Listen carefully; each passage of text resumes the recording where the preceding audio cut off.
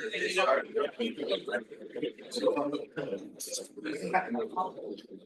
evening and welcome to the 1585th meeting of the General Student Senate, the 12th meeting of the 46th section, which I now call to order. Notice that this meeting is being broadcast via Zoom and the recording will be publicly available on YouTube. Next, I will read the hand. The University of Maine recognizes that it is located on Marsh Island and the homeland of the Penobscot Nation, where issues of water and territorial rights and encroachment upon sacred sites are ongoing.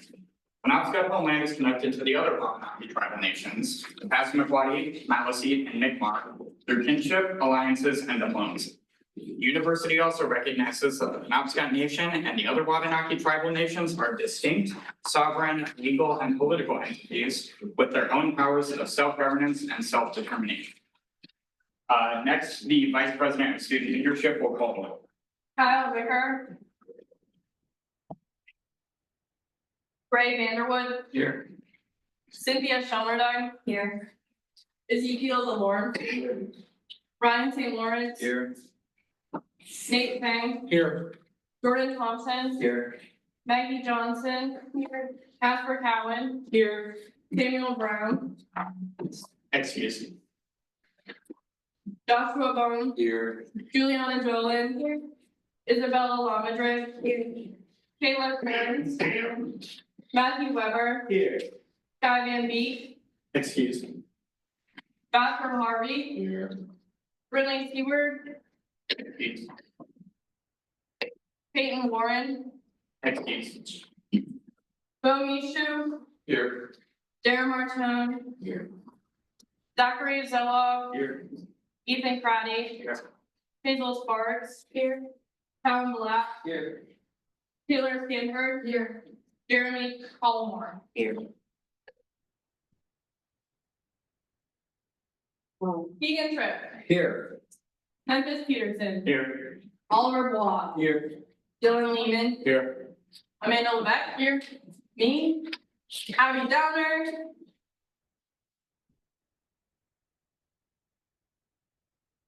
Zoe Stankevitz. Here. Clerk. Olivia Britton. Excuse me. Riley Nelson. Here. Dylan Merchant. Here. Paula Sophia. Excuse. Jonathan Harper. Excuse. Lauren Depot. Also excuse. Zachary Wentworth. Here. John Guzman. Here. Kath Beely. Here. Peter Donavaya. Jamie Chaka. Here.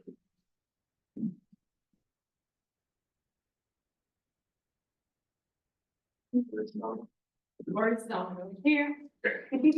I'm now looking for approval of the April 1st, 2025 minutes and this agenda. Senator Norton. I move to approve the April 1st, 2025 minutes and agenda. Second. If that's the pleasure of the Senate, that's adopted. Any discussion on the motion? And this does include the special meeting minutes of April 1st. Any debate? Seeing none, all those in favor? All opposed? All abstaining? Seeing a clear majority, passes. Next, we'll move into general good and welfare. Any non-members may address the General Student Senate for not more than 5 minutes. Seeing none, we'll move into new senators, officer appointments, and resignations. Senator Taylor Stanford is resigning from the role of Sergeant at Arms, which is on the agenda for a nomination and election period at the end. However, there's only 2 meetings left, so if somebody wanted to table that until September 8th, I believe would be a reasonable date for that, we could do that. Moving into club maintenance, we have Sustainable Environment Action Division here for final recognition. Do we have a speaker? Welcome.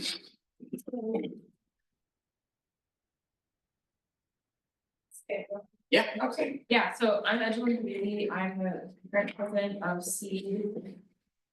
This is Isabella, I'm the secretary of SEED, and Eddie. I'm Eddie. I'm treasurer of SEED. So we are your final recognition and we just had the meeting of like the alternate people who are gonna be taking over kind of next semester. And to keep things going, we have a testimony writing workshop coming up next Monday. And we're collaborating with a lot of other green boards on campus for Earth Month, which is April. And so next semester, we're hoping to kind of get going with like grant dispersion and helping the clubs on campus create more sustainable environment here with different ideas such as we're hoping to get like more composting in the dining halls and kind of getting more awareness about the recycling issues that are going on. And yeah, we look forward to kind of making this official. So thank you.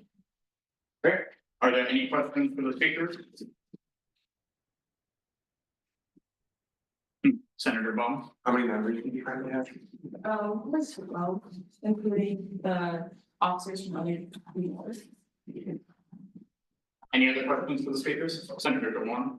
Proceed asking for funding for two buildings. Yeah. Any other questions for the speakers? Senator Baum? How many members are there of the orbs? These like other green orbs? It's over multiple buildings. Yeah. Any other questions for the speakers? Seeing none, what's the committee's recommendation? 400 off pass. Senator DeWan? I move to accept the committee recommendation. Second. Hearing a second, if that's the pleasure of the Senate, that's adopted. Any discussion on the motion?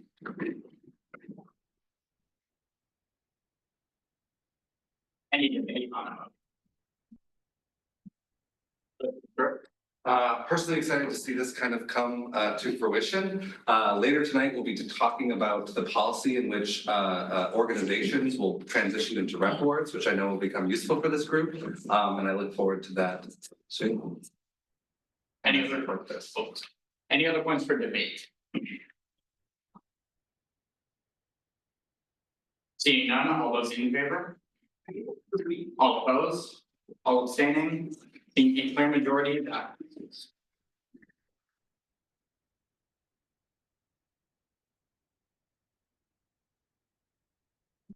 What I want to stay for the remainder of the meeting until I kick everybody out later.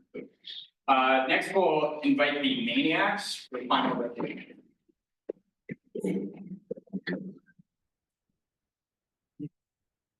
Did the whole semester without getting called up while chewing and then messed up today. Hi, guys. My name is Nate Fang. I'm here as the Secretary of Maniacs. We are the people who cheer at the hockey games, and we are not requesting any funding because we get to do 50/50 through the athletics department, and we also do bake sales and fun stuff like that. We have about 25 members and about 15 who actively come to meetings. And we meet bi-weekly Thursdays. Everything's going well. Any questions? Any questions for the speaker? I do have a question. Which hockey games does Maniacs go to? Does they go to? The men's hockey games and hopefully next year the women's. Senator Martin? Do you have a decimal reader so you can see how loud you guys are, so you can like make it better each time? No, I encourage you to come to one of our meetings and suggest that. Any other questions for the speaker? Just as a band geek, you can download apps like that, that include like metronomes, whatever that can be stored, so. The metronome? Yeah, I'm using myself, metronome tuner, and it decibels, so. Huh. Any other questions for the speaker? Seeing none, what's the committee's recommendation? 211 off pass. Senator Martin? I move to accept the committee's recommendation. Second. Hearing a second, if that's the pleasure of the Senate, that's adopted. Any discussion on the motion? Any Representative Merchant? Actually, no, I'll save that for debate. Any points for debate? Representative Merchant? Who was the no? Or the center? Up to them. And This this goes is why, yeah, that's it. Whoever voted no, if they'd like to give their reason, feel free. They don't have to. Senator Thompson? I was the no, but the reason shouldn't distract from recognition. It was something kind of arbitrary. As in like a joke. Not quite, but it was not something I think has any actual serious bearing here. I would like to remind the Senate that official legal documents such as these that are meant to be like paper trails, I'd prefer if they were voted on with 100% seriousness. Cool. Any other points for me? Seeing none, all those in favor? All opposed? All abstaining? Seeing a clear majority, that passes.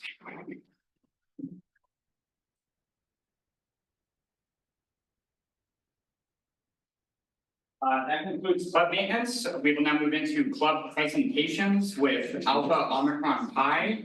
However, I was notified that they may not be here until 6:30, so I will happily recognize a motion to table them until 6:30.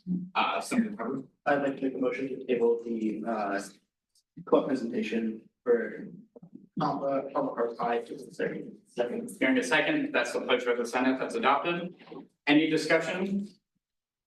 President Kirk? Just an FYI, this motion would make it so that whatever was happening at exactly 6:30, we would immediately do that. If you motion it to 6:30. Haven't interpreted it. Okay. I've interpreted it as when we've like exited an actionable moment, if we're past 6:30, then I'll reconsider it. Any points for debate? Senator Fang? What was the motion? The motion was to table them to reconsider after 6:30, so. Or just whenever the guest speaker gets here. Seeing none, all those in favor? All opposed? All abstaining? Seeing a clear majority, that passes. Once we get to 6:30, I'll do a quick scan and see if they've arrived. We'll move into our guest speaker series for this evening, and I'd like to invite Aaron Schultz from Maine Special Olympics. Welcome.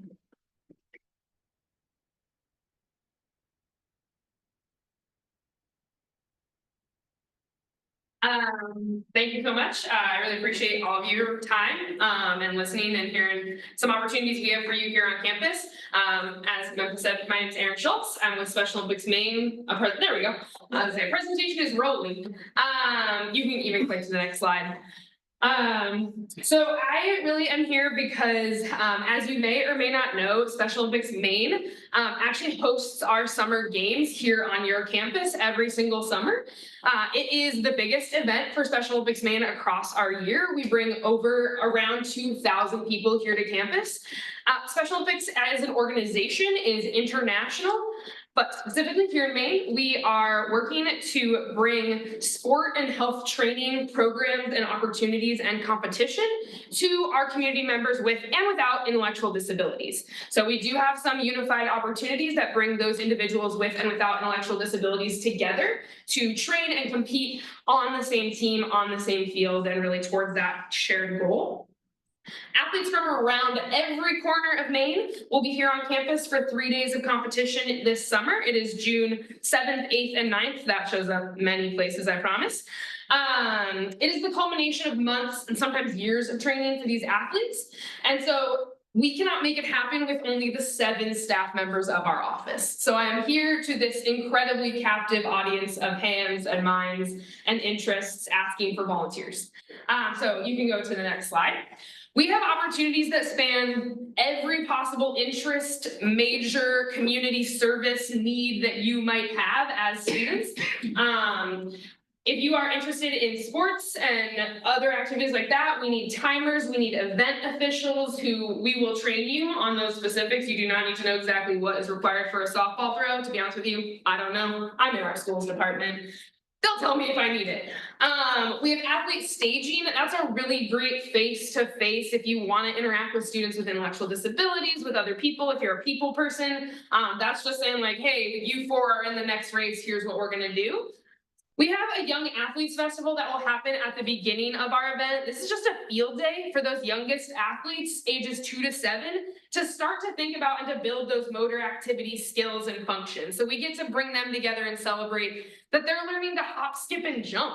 That's how you get athletes, is that we teach them that at young ages. Health screenings, we really want to promote health of athletes as a holistic approach, not just training for the one sport they might compete in. So we'll talk about foot health, hearing, all kinds of screenings will be happening in this event.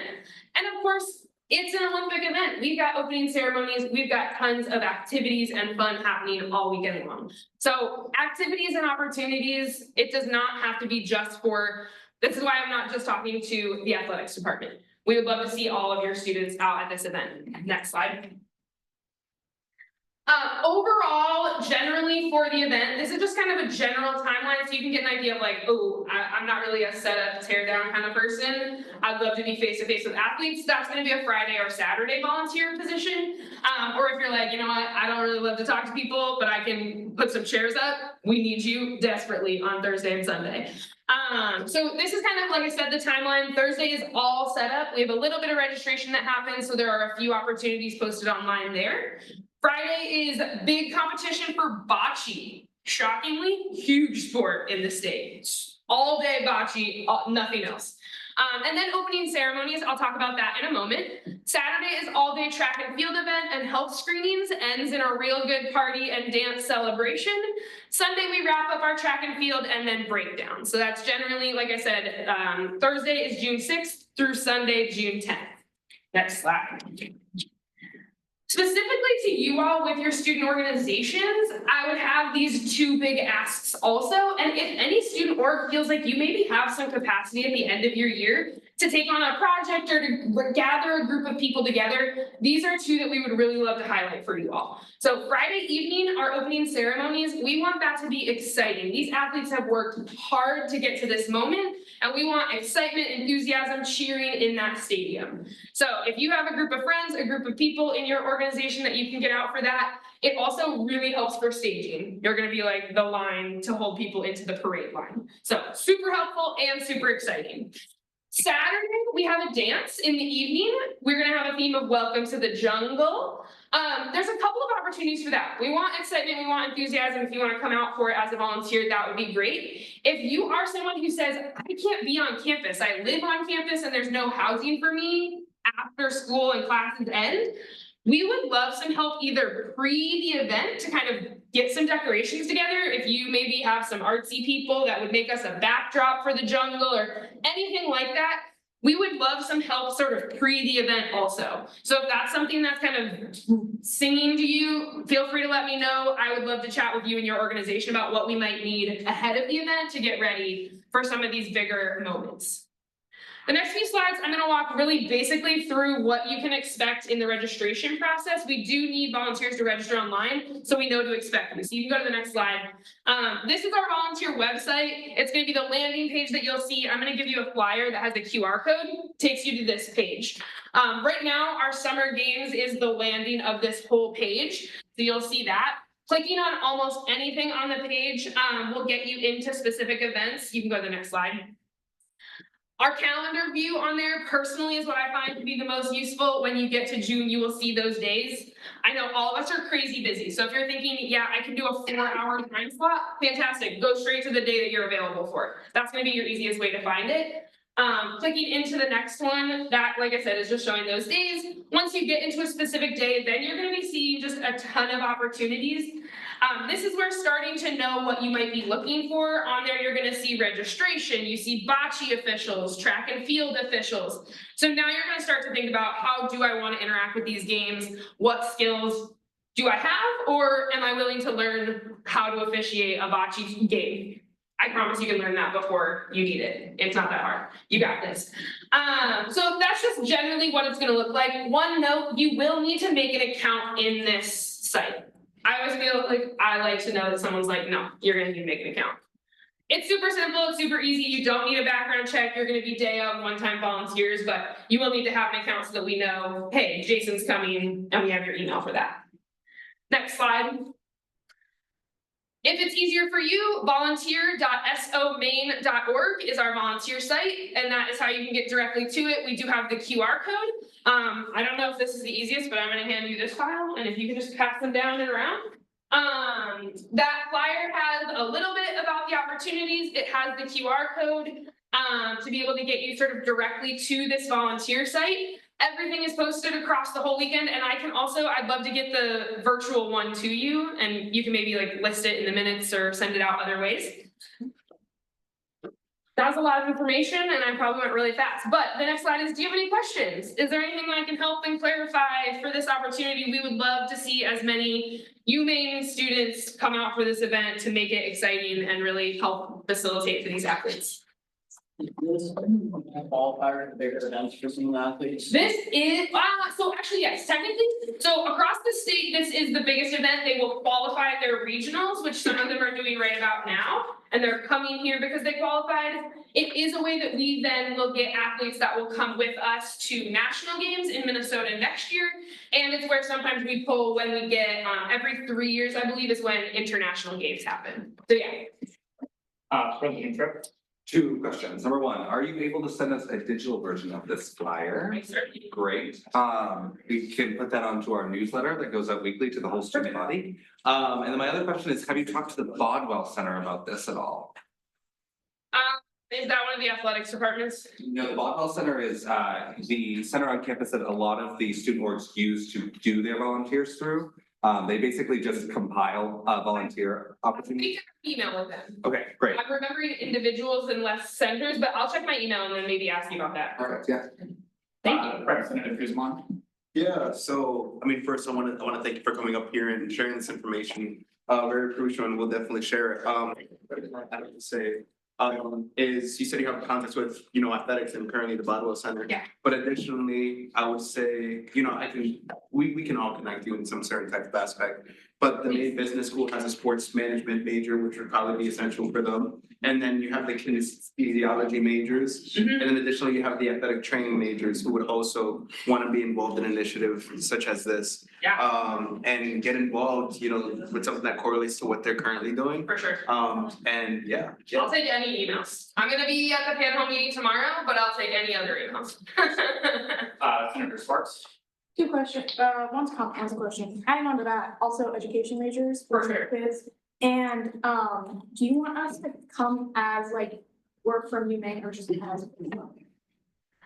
You are welcome to come however you want. We have volunteer shirts you'll probably get, and we will probably ask you to wear the volunteer shirt so that people can find you then. But yeah, I mean, we would love to see you repping, UMaine and all of those identities that you have. If we had the kinesiology department, I'm happy for them to all be there as kinesiology and with their shirts or whatever it is. So honestly, come however you feel connected to this volunteer opportunity. Senator Dolan? This is mostly a comment, but I just wanted to put it out there that I've been very lucky to attend the Special Olympics. And it's a lot of fun and it's a really great place to be, and it's really special, and it's also really special for the people who get to compete in it. And I highly recommend that everybody find a way to be involved in some way. Any other questions? Vice President Levesque? No question, not the question. Once again, thank you. I keep hearing that, but thank you. I did unified track in high school, so I know exactly what this feeling is like being a unified athlete as well as just a normal high school athlete. If you need any other contacts with like other student orgs, if you would like, if there's any in mind that you have in contact with, that's what I do and I can help with. So I will get your information from Peterson and contact you. Thank you so much. And yeah, I appreciate that comment. I volunteered for Special Olympics my first time when I was in 4th grade, and it stuck with me. It is the happiest place you'll be for those 3 days. Truly, nothing beats it. Even if you just come for opening ceremonies, the dance, but truly talking to every individual there, every coach, volunteer, athlete, partner, it means the world to us all, and it would mean the world to us to have a few more hands, but also for you to see what we're able to do because UMaine allows us to host and be on your campus, so it's much appreciated.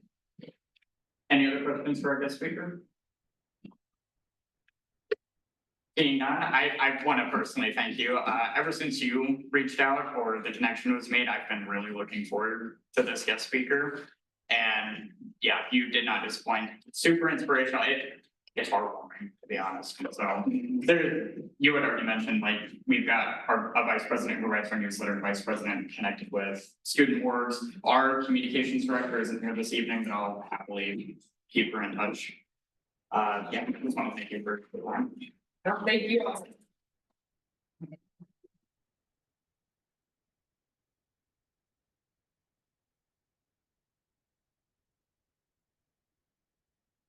That concludes our guest speaker series for the evening. You're welcome to stay for the rest of the meeting or head out whenever you like. Now we will move into executive reports, starting with the president of UMSG. All right, guys, to start out, for some housekeeping, I just wanted to take a moment and thank Vice President Oldfield for all of her work on the yearbooks. I don't want to take away the fact that she's probably gonna announce that they're here, but they are here, and I think it's a really fun way to remember and a really thoughtful gift in the time that she put into that, and the rest of us helped put into that, so I want to do a round of applause for that.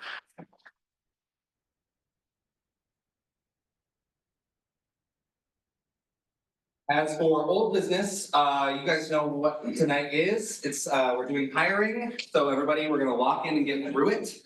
Historically, this is longer than the annual budget meeting. Let's see if that holds true. Candidates will be dismissed by position and then re-invited back after that position. So if you dismissed everybody who applied all at once, we wouldn't have quorum and that wouldn't work. So expect that. Materials will be presented on the screen, and I have 10 circulation copies of each for the Senate. And we will get more into that when we get there. New business, commencement volunteers. So I sit on the commencement committee, and they're seeking volunteers to help make the senior graduation run smooth. I personally will be volunteering for the undergraduate ceremony on Saturday, the afternoon one. And keep in mind that you will have to be around at the end of like post end of school year to participate, but this is a great way to get involved, especially if you guys have some volunteer hour requirements for your other orgs. You can knock out one big day of volunteering, and it'll be fun from what I hear. And I'll be dropping that link into the chat after this. Next, I have a rep in communication, a rep in community association reclassification policy coming. We'll get into there when we get into it. And then finally, on a kind of a different note, we also have a institutional reaffirmation coming through. This is something that kind of was put together, I would not say hastily, but it was put together post last week's meeting. So I wasn't able to preface it, but we'll kind of get into it more there. But I think especially as we move into some uncertain times, it's important that we outline exactly what the student government's role is when it comes to student activism on campus. I look forward to kind of delving into that.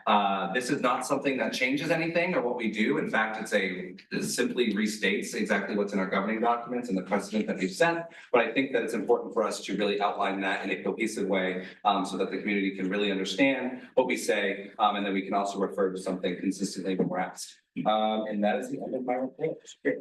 As for my report, as I mentioned earlier, the sergeant at arms position is currently vacant at nobody's fault whatsoever.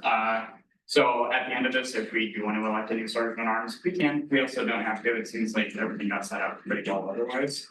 I do have some news that I'm not going to report a whole lot during this report, but I'll be happy to answer any questions anybody who wants to come ask. But the contract for our incoming executive administrative assistant has been signed by all the necessary parties.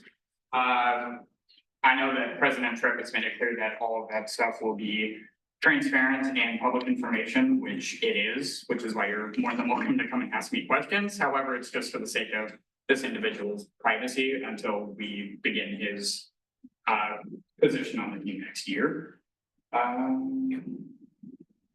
Oh, and there's no Senate next week. However, you're all encouraged to meet at the Collins Center for the Arts at 5 p.m. for a cocktail hour. And then right after that is the Student Leadership Awards from 6 to 8. Please be there. Please represent your colleges, your peers, your organizations. Just be there to be square. Next is financial affairs. So to keep it brief, a little project that myself and AP Levesque are working on is moving some of our forms, financial forms specifically to campus groups, or at least the portions that we can move to campus groups to streamline the whole process a little more. And hopefully 3 weeks is hopeful timeline. Our starting allocated is $43,126.78.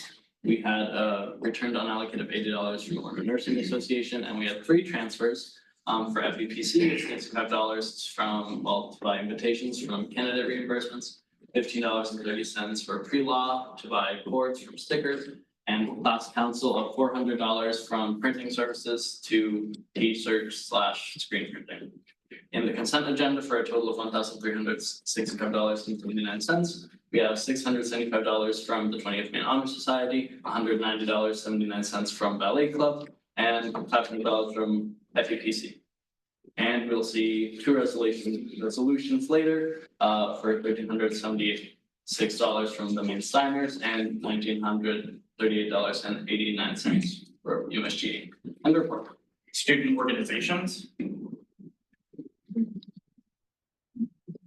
Hi, everyone. I hope everyone's doing well. It's getting closer to the end of the semester, so things are wrapping up and ramping up. Like VP Boss said, there's a few projects going on that we're all trying to accomplish and finish up. One of them is not just the financial policies going into the forms, but I'm also trying to refine the student work recognition question and at least drafting them up so that can be put into place next year with the new BPSO. Also trying to figure out some issues going on with groups and making things more accurate. That particularly being said with the notion that we have for the student orgs, I'm trying to reorganize that and make that so that it's more streamlined. A little bit later, President Trump already mentioned it, but I'll mention it again, that we will both be sponsoring a resolution for representative and the CA board formations going forward, because C finally came through for final recognition and AOC will be coming hopefully by the end of the semester, if my timeline is correct, which I hope it is. This week at SOC, Run Club will be attending for final recognition and another club will hopefully be in attendance to get their club storage. That is all, end of report. Student entertainment. Hi, everyone. It is the week of shows and I have some important updates. So the campus group link has been shut down and we will be moving to physical tickets from here on out. That is because we only received 311 people signed up through campus groups as of yesterday. And I had a meeting with Sean and him and we decided that physical tickets is the best way of giving out the last of the tickets. So we will be tabling tomorrow, Thursday and Friday, 11 to 2 in the Union with physical tickets. I will also be giving tickets to WMEB and some other organizations that show interest. And if you guys know any clubs or any people that haven't had tickets yet, please come to me tomorrow. I can give you tickets to hand out. Also, Senator Weber will be tabling at the symposium and have a bunch of tickets to hand out to students too. If you guys have any ideas of like solid like groups or on campus that should get tickets, please let me know. I can get tickets to them. That's really the big update for the show. Everything else is going smoothly. I went and I got the hospitality stuff today with ABPSC Hall. There's 165 tickets left for the movie tickets. DOC Downer has not been here, so I haven't been able to talk to her about making a post about it, but I'm hoping she's here tomorrow to make a post about this. Again, tickets will then be $5 for students for the rest of the school year. And I think that's it, end report. Student leadership. As Keegan mentioned, President Tripp mentioned, the yearbooks got here, so that's very exciting. If tonight isn't a ridiculously long meeting, which I guess we'll find out, I was planning on handing those out during like the announcements. Otherwise, you'll get them, I don't know. And then I'm also working things out with Pam to make sure everything, like in terms of payment, is handled like the most efficiently, just because we have to do it in 2 different increments because some people are purchasing their yearbooks, so execs and rep boards if they got them, and then the senators are all covered, so I just have to work that out with Pam and the company to find out the best way to do that. And then I did have to make some changes to the yearbook, and this is because I didn't have all the pictures and bios I asked for. So if you see some formatting changes when you get a chance to look at yours, that's why. I am also working on getting the retreat scheduled out, so please keep an eye on the Senate chat to respond to the when to the meets and the Google Forms if you want some say in what we do and where or what time it is at. I'm also compiling monthly newsletters to the foundation. That will go to like the Alumni Association. And that is for VPFA law. And I'm also working on condensing the information I got from my questionnaire to student orgs. So if anyone's interested in looking at that data, let me know. I'd be happy to share it with you. And then FEPC Chair Stankovitz and I are working on getting the inauguration materials set up and make sure everything's all ready for inauguration. End of report. Thank you. Advisor of the Student Government. Hello, everyone. Just a couple of follow-up things. One is to echo President Tripp's request for graduation. If you live in the resident halls and you are volunteering for commencement, you can stay longer, just so you know. Small tip. That's one thing. Another thing is to echo Vice President Peterson's request to go to the leadership awards. I have advance news that some people in this room are getting awards, so please come. There'll be good food too. So regarding the show coming this week, I've got a lot of student things happening. So if you want to give some tickets to me to give to students, then I'd be happy to do that too. And then the last thing I want to say is, I know it's a long meeting, but I just want to address this since I've talked to so very many people about this today. There was a controversial table in the union today. And if you're aware of that, it was a group that was it was a group that was talking about abortion essentially. And that group was sponsored by a student organization who is recognized on this campus. There were some things that were questionable about the reservation and whether it was legitimate or not, but it was certainly, we ran through the efforts and the First Amendment was not violated and their policies were not violated. And there are probably some things that we probably need to take a look at. For example, one thing that was controversial about it was that they were videotaping, which they're allowed to do in the state of Maine. That's totally legal. What was questionable for our students and was upsetting for some of our students was that they were saying that they might post some of that footage on social media. That made some of our students uncomfortable. So we're going to take a look at whether or not that's something we want to proceed. But anytime there's something that you have questions about, whether or not it's against a policy or against the law or things like that, feel free to come up to the dean's office and we'll have a chat about it and look into it for you. Thank you. Are there any questions for the speakers? Questions are open to non-members. Senator Chen.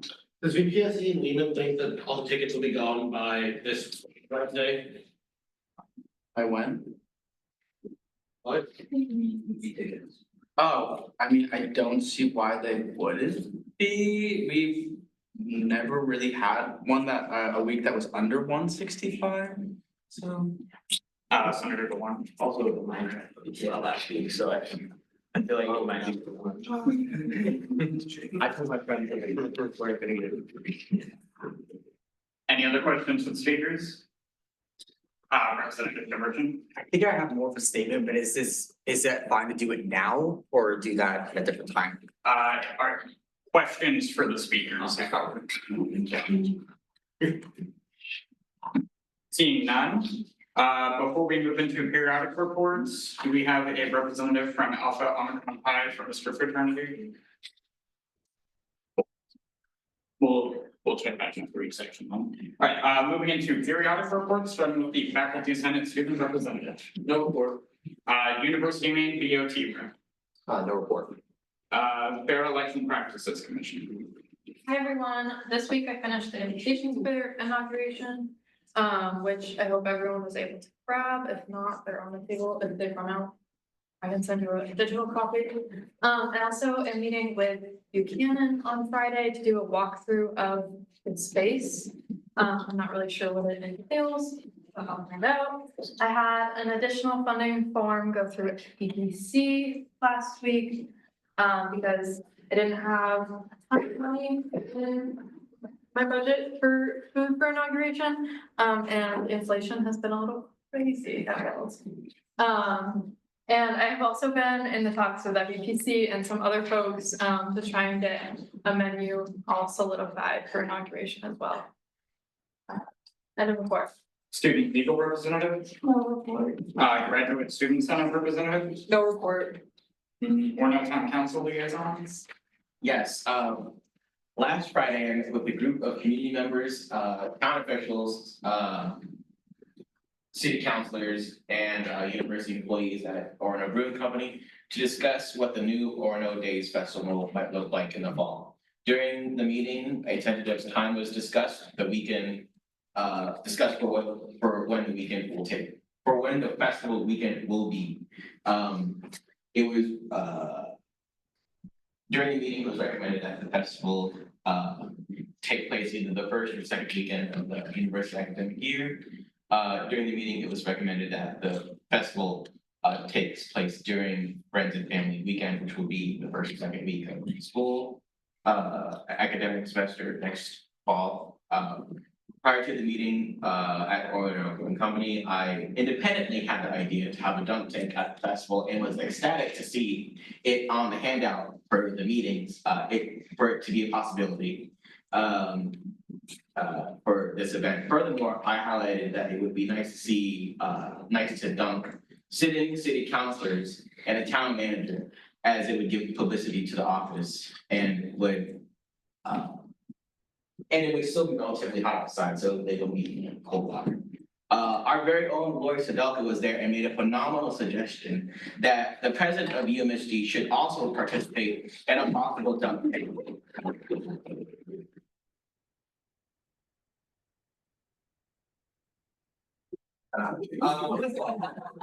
So that's just some food for thought. I also have some other fun activities that you guys have seen there, if you guys like to hear them.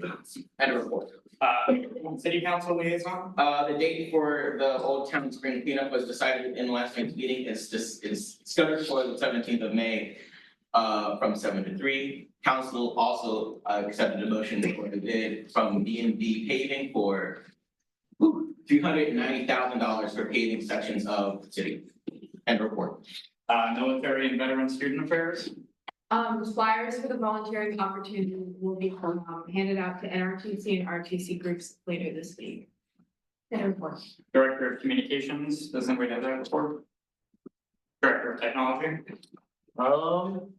Yeah, not much to report on, other than, there's a lot of it's just internal database stuff, so nothing exciting there. But I mean, if you know any UMSG alumni that wants to fill out a little alumni form, just for records, I guess, want to be noted, you can fill that out. That's the thing. And for our graduating seniors too. Yeah, I guess graduating seniors too. And it's for, it's got executive positions and senate positions, so anyone graduating, if you want to be remembered, you can fill that out. Center resources, there's the button. That's it, end of report. Security representative. No report. Center for Undergraduate Research Leads. This Friday, everybody, the symposium, I know a lot of classes have been canceled or there's extra credit assignments if you go to the symposium. So I look forward to seeing a lot of friendly and familiar faces there. End of report. Thank you. Are there any questions for the speakers?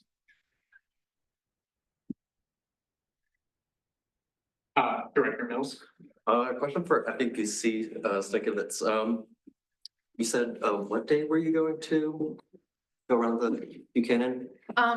This Friday at 2 I imagine, like, we plan on recording that. Do you know if they have a setup already for that, or anyone who might know? I don't, but I can ask. Okay, But they probably do have some sort of similar system. Okay, cool. You can just update me. Any other questions for the speakers? Seeing none, we will put on the table if those are the AOI representatives. We can now go into public relations for AOI and Mr. Fraternity, which was on April 2nd, 2025.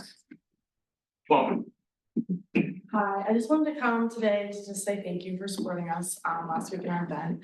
We know it was a lot of money that you guys put towards, but I'm saying thank you. We ended up raising like $1,500. They'll all be for the competition.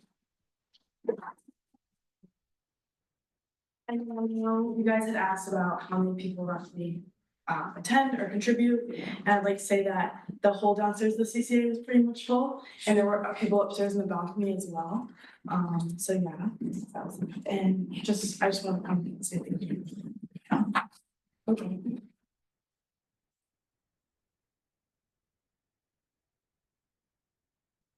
Are there any questions for the speaker? Seeing none, thank you so much for making the time, and hopefully we'll see Mr. Fraternity again next year. I don't see a reason why we wouldn't. We always look forward to it. You're welcome to stay for the rest of the meeting or head out till they do. Next, we'll move into the reports of standing committees, starting with policy and procedure.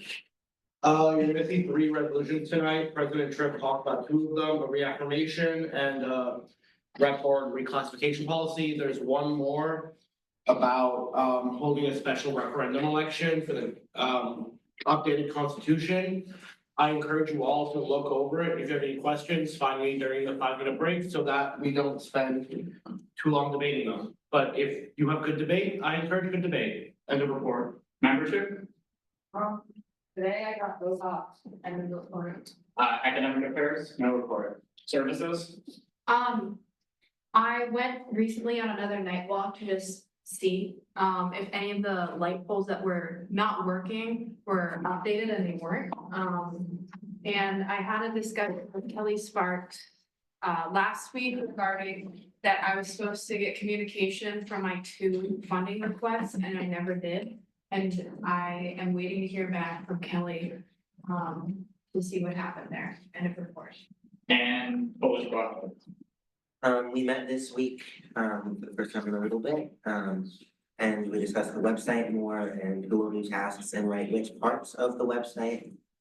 We identified 7 potential headers, which I won't bore you with, but that was exciting.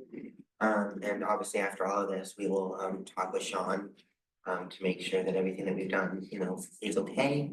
And lastly, if anyone's interested in being involved with this process, either with website writing, planning, design, or has any ideas about anything, especially the how to politically engage on campus part, which I'm struggling a little bit with.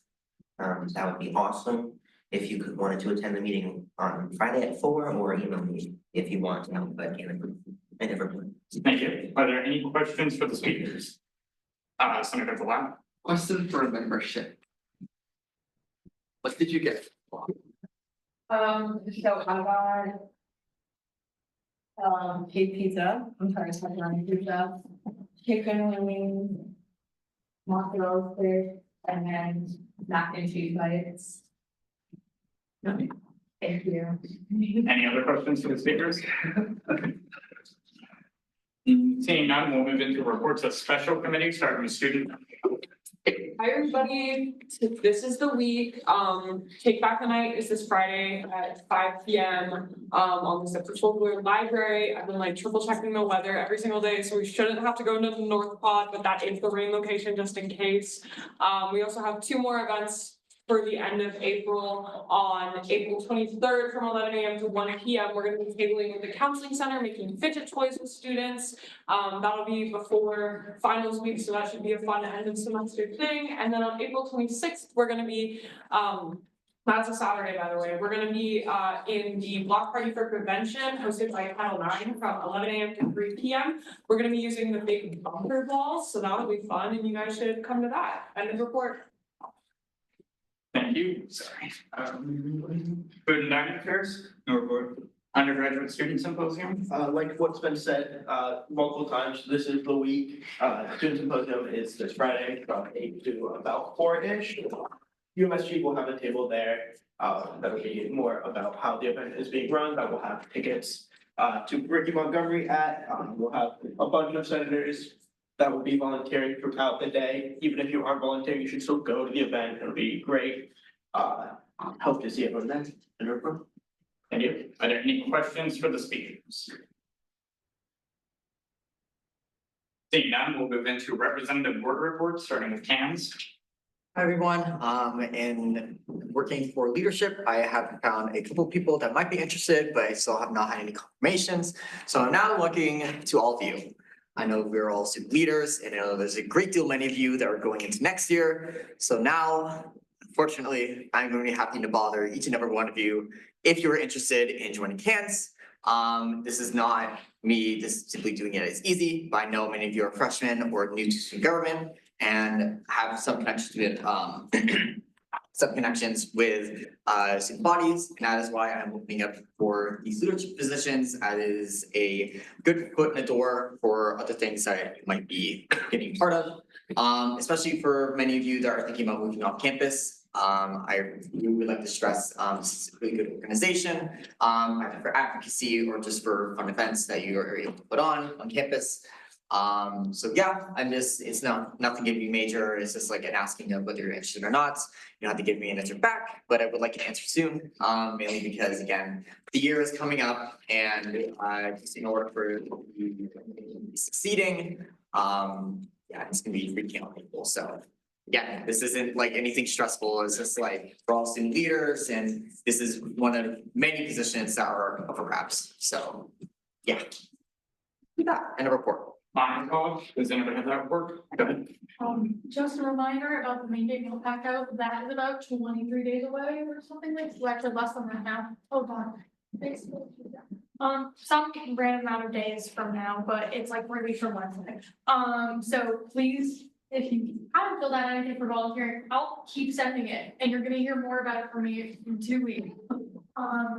But yeah, just drop by or try to drop by and volunteer. It's a really good cause. We actually beat our goal by over $1,000. So that is an extra 30,000 meals, I think.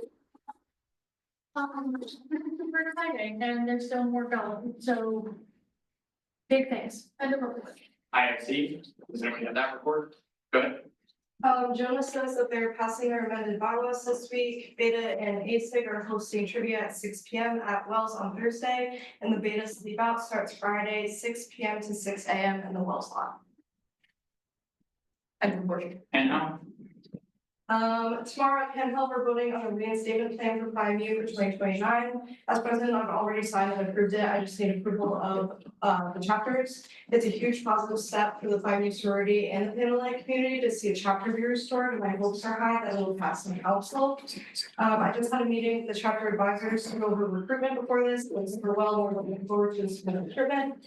Lastly, I will be attending accepted students days to answer questions about Greek life and encourage potential new members to go Greek and report. Thank you. Student Athletic Advisory Council? No report. Senior Class Council? No report. Are there any questions for the speakers? President Tripp? How many days until graduation? Oh, it's like Cool. It is 32 days. Wow. Any other questions for the speakers? I've been graduating. No. Commissioner Stankovich?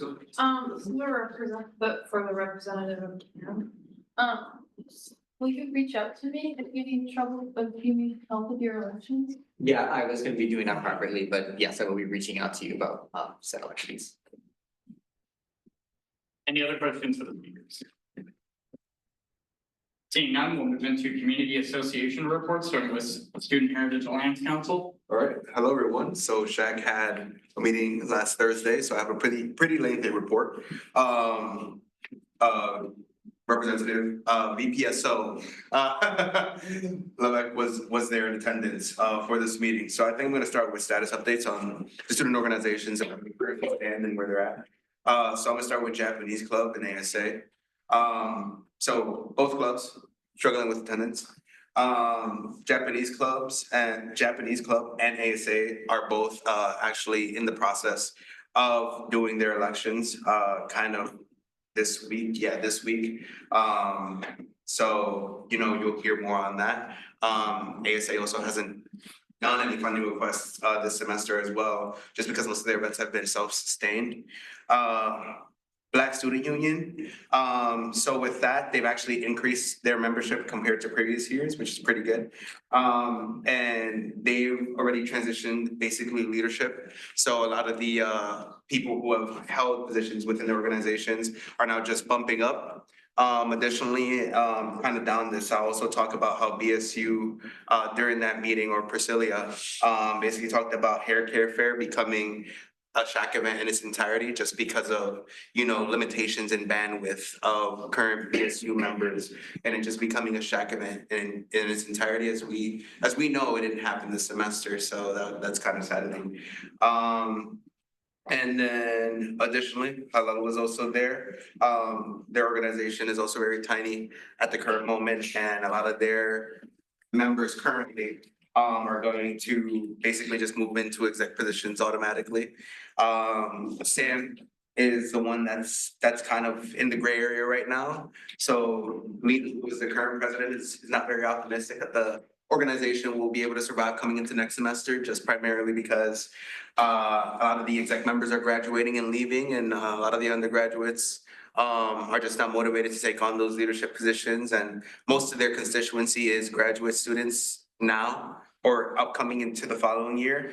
So they're hoping to do one more holy event before things become gray.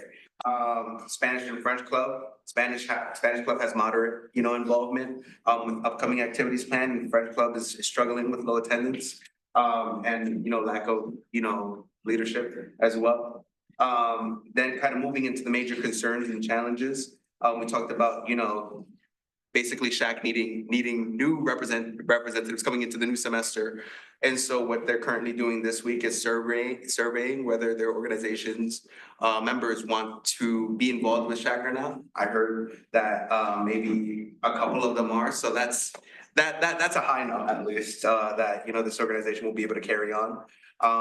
And like I said, BSU wanting Shack to kind of take over not Black hair care, just hair care fair in general, for the upcoming years. And then, like I said, election planning, and then on other news, I got the notification that Shack was actually nominated and selected for a student leadership award. So that was great to tell the organization. So multiple Shack members will be there in attendance to basically get this award together, as we should. So that'll be great. And then with the leftover ham grant money, because we have a lot of it, we're in the process preliminarily of thinking of something interesting that'll happen towards the end of the semester. I met with Colleen Fraser to talk about it. She said she's optimistic it'll happen, but I'm not gonna say what it is until the plan kind of gets set. And then Tiffany is just gonna update our social media, and she finally has access to our website. So update the Shack website before, leadership kind of goes on. And with that, and the report. Thank you. I wonder what it worked again. Why was time? The drag show was last Saturday and it was a major success with more enthusiasm.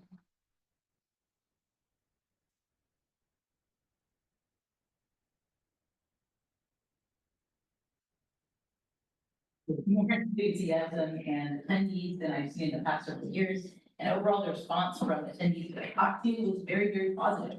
So that's cool. There is now a form to fill out for any graduates who identify as LGBTQ+ to receive a rank award. It is available via Instagram. It's actually, the post is going out tomorrow, so it will be available tomorrow. But it's already available via the campus group registration link for Lavender. So we'll be giving out these awards at Lavender graduation, which is on May 3rd from 1 to 3 p.m. in the co-run, or by appointment for graduates. I don't like the time of that event. And at the event, we'll have light refreshments and faculty guest speakers, along with additional small mementos for any graduates who are receiving their awards there. We're having Lavender Crawl on April 19th from 7 to 10 p.m. in the Bangor Run. And the theme will be ocean/nautical/anything over the water.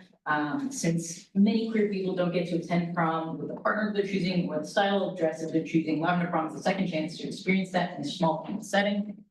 Also, we're collaborating with the Q+ faculty group to host a queer film night on April 18th at 5 p.m. watching the film Jack and Yaya, which is a story about two childhood friends who end up transitioning in opposite directions and their continuing friendship after that fact. And this is a way for both students and faculty, the queer community to connect and bond. And the director of the film will actually be there for discussion afterwards. They will be provided after the showing of the film. forgot to write this in the actual report. Actually also had elections last week. Originally, we were going to have a more robust online election. I made a poll choice form so we could do ranked choice voting. And then we only had one nominee for each position. So as long as each person got one vote, which they did, we had our votes. So we do have the basically full exec board other than our social media manager position, which was always sort of up in the air. But our current vice president will be incoming president for next year, and you will see him at our next Senate meeting 2 weeks from now, so I can show him how Senate works. But otherwise, we have a full board of president, vice president, treasurer, secretary. So, yeah, here we go. Was there any association? Go ahead. This is the name of property report, because I did, Is this the report that was submitted by the representative for ISA? sorry. Is this the report that was like delegated to you by the ISA? Yes. Okay, go ahead. Basically, India had the country feature last week and it was a lot of fun. We ran out of food very, very quickly. And there was a presentation and it was fun and a report. Thank you. Are there any questions for the speakers? Seeing none, if it's the pleasure of the Senate, we will enter our 5-minute recess. And we will reconvene at 7:10.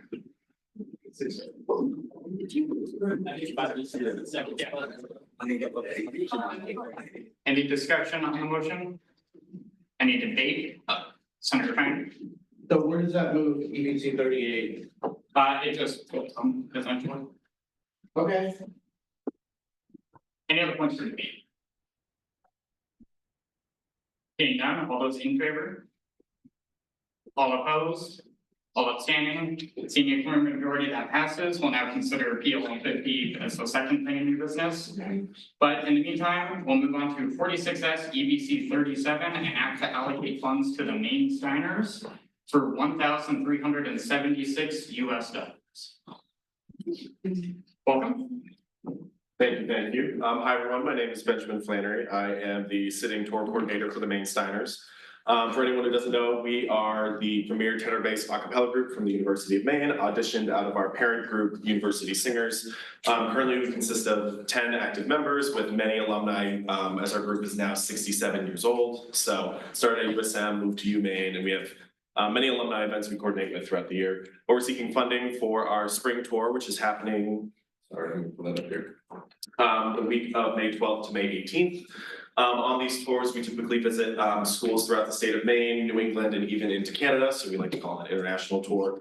And during this time, we coordinate with music educators to either do workshops where we teach the students how we make our a cappella music and how they can do it in their own time, as well as performing for them in standard concerts so they get exposed to a cappella, as likely we visit schools that aren't as privileged to have groups like ours. And so we like to spread our main philosophy is that spreading the idea of music in university doesn't have to be your major. Anyone can do music when you're in university or college, wherever you go, keep it a part of your life is what we like to spread. Out of our 10 current members, 7 of us are not music majors, leaving only 3 to be current music majors. All the rest of us are in different colleges across campus. Really trying to hit it home that you can really do anything in college, especially music, should be something you pursue.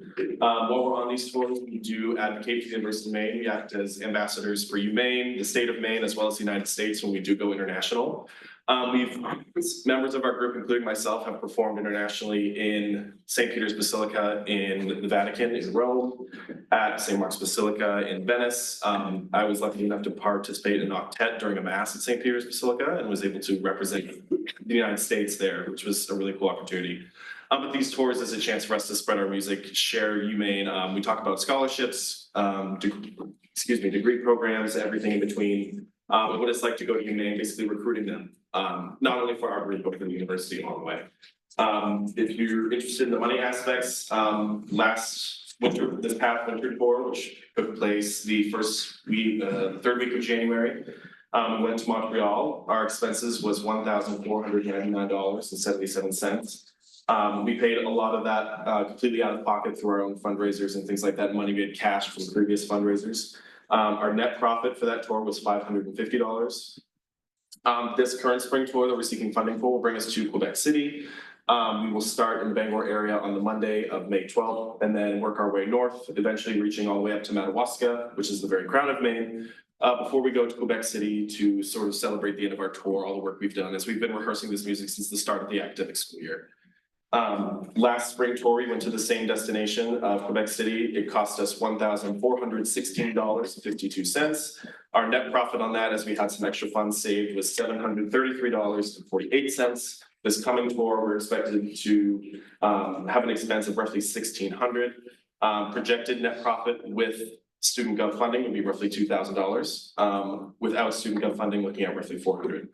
And that's about all I have for you. Thank you. Are there any questions for the speaker? Senator Cowan? What's your favorite part of tour? My favorite part of tour, our alumni piece is called Stand By Me, which is a mashup between Stand By Me and Beautiful Girls. And it's got a lot of funky choreography in it, as well as for all the schools we go to, we do a Disney medley. And so it's all the hero scenes from Disney movies, and it has full choreography. The entire thing is danced, so it's kind of like Pitch Perfect. But watching, like, we last year went to a lot of elementary schools, and watching these second graders like line up and start dancing and clapping off beat because they don't know how rhythm works is probably my favorite part, because they line up and it makes us have an even better time. So yeah. Any other questions for the speaker? I do have one. What's the best hero theme? What's the what, sorry? The best hero theme. Best hero theme, we do Go the Distance from Hercules, and the kids really do love that one. Trying to remember the other ones right now. Be a Man from Mulan is really, really good. And we also do Kiss the Girl from Little Mermaid, and one of the guys goes up and fake kisses one of the teachers there. So it's incredible to watch all the little kids freak out because their teacher just kissed someone who was a guest before. But yeah. Thank you. Any other questions for the speaker? Seeing none, what's the committee's recommendation? 500 opt to pass as amended. Senator Warren. I move to accept the committee's recommendation. Second. Hearing a second, if that's the pleasure of the Senate, that passes. Any discussion on the motion? Any debate? Seeing none, all those in favor? All opposed? All abstaining? Seeing a clear majority, that passes.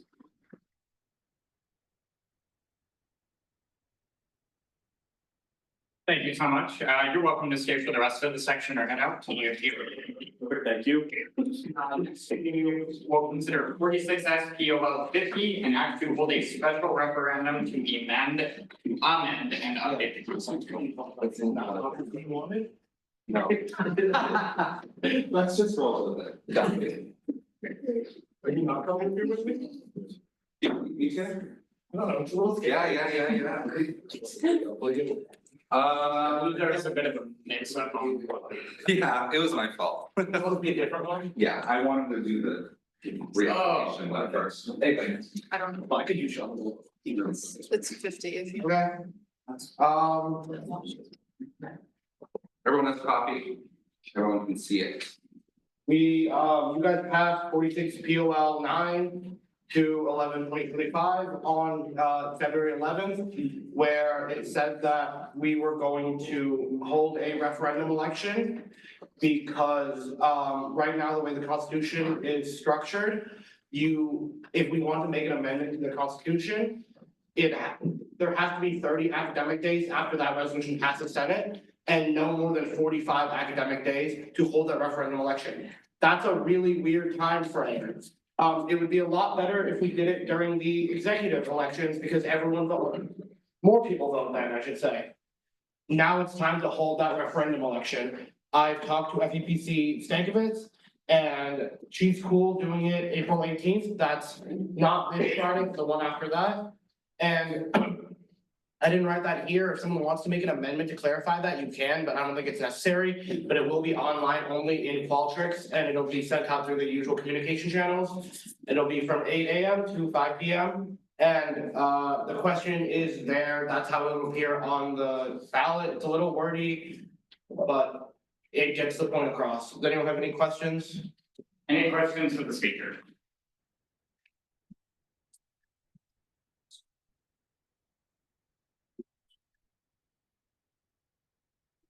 Seeing none, what's the committee's recommendation? 700 ought to pass. Senator Marcone, I move to accept the committee's recommendation. Second. hearing a second, if that's the pleasure of the Senate, that's adopted. Any discussion on the motion?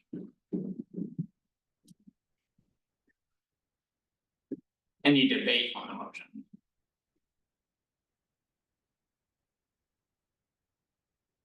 Seeing none, this is a roll call vote for all senators, with the affirmative being aye and the negative being nay.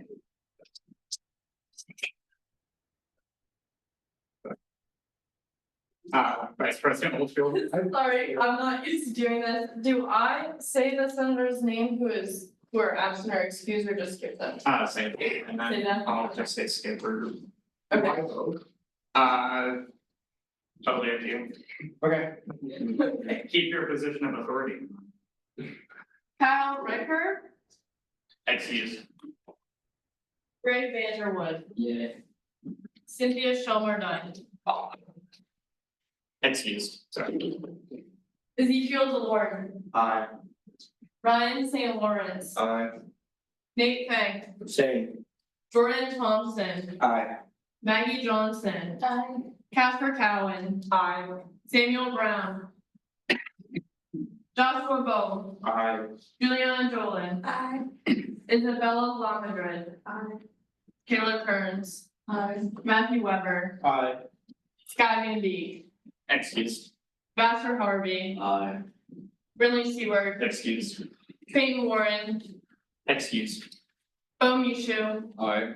Darren Martone, Aye. Zachary Zellog, Aye. Ethan Pratty, Aye. Hazel Sparks, Callan Black, Aye. Taylor Skippard, Excused. Jeremy Caldwell. Aye. Great, hearing a clear majority, that passes.